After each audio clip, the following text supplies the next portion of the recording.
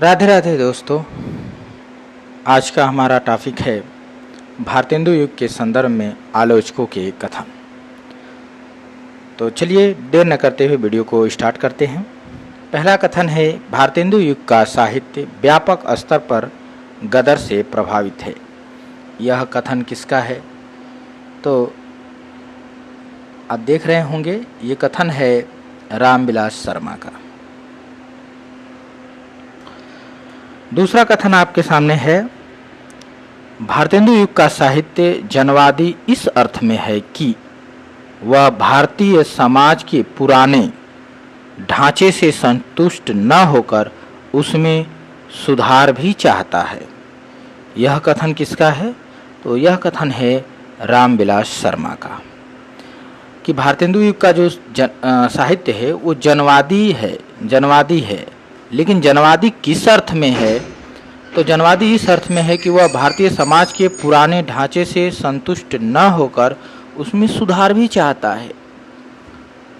तीसरा कथन आप देखेंगे, भारतेंदु युग का पूर्ववर्ती साहित्य संतों की कुटिया से निकलकर राजाओं रईसों के दरबार में पहुंच गया था। उन्होंने एक तरफ तो काव्य को फिर से भक्ति की पवित्र मंदाकिनी में स्नान कराया और दूसरी तरफ उसे दरबारों से निकालकर लोक जीवन के आमने सामने खड़ा कर दिया। यह कथन है हजारी प्रसाद द्विवेदी का। आगे बढ़ते हैं।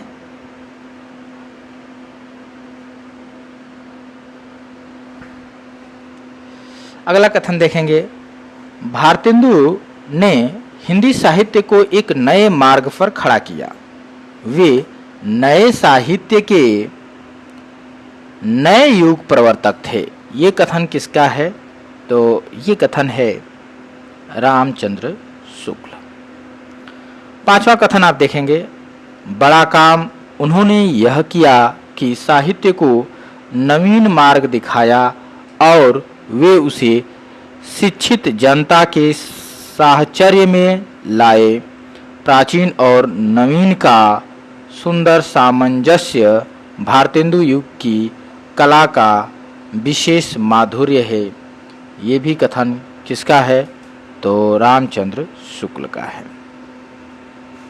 अगला कथन देखेंगे, हिंदी साहित्य में पुनर्जागरण भारतेंदु के माध्यम से अवतरित होता है और तब वह स्वाभाविक है कि वे आधुनिक काल के प्रवर्तक माने जाते हैं।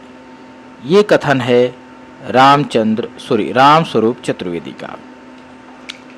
अगला कथन आप देखेंगे, सातवां कथन है, हिंदी साहित्य में विषय विविधता, सामाजिक सरोकार पहली बार भारतेंदु युग में ही परिलक्षित होता है।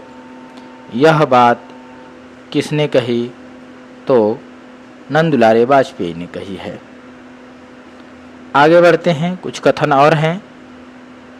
आठवां कथन आप देख रहे होंगे, भारतेंदु युग के एक ओर मध्यकालीन दरबारी संस्कृति थी तो दूसरी ओर आम जनता के एक सामाजिक और राजनीतिक आंदोलन के लिए वातावरण तैयार करना था।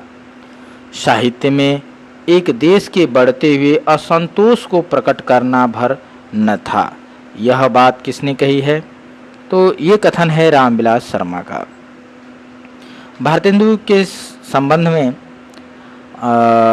एक कथन है 9वां नंबर का, भारतेंदु युग का साहित्य राष्ट्रीय जागरण का संदेश है। किसने कहा कि जो भारतेंदु युग का साहित्य है वो राष्ट्रीय जागरण का संदेश है? तो ये कथन है विश्वनाथ प्रसाद मिश्र का। आगे बढ़ते हैं। तो कथन हमारे इतने ही है। मिलते हैं अगले वीडियो में भारतेंदु युग के प्रमुख रचनाकारों के साथ।